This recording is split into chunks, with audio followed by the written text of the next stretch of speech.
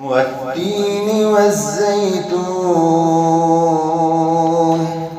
وطور سينين وهذا البلد الأمين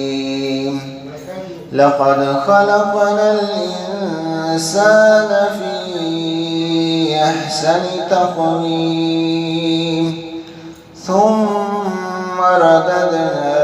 أسفل سافلين إلا الذين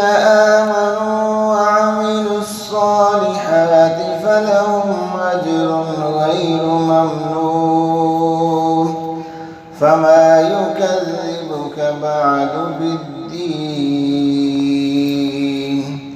أليس الله بأحكم الحاكمين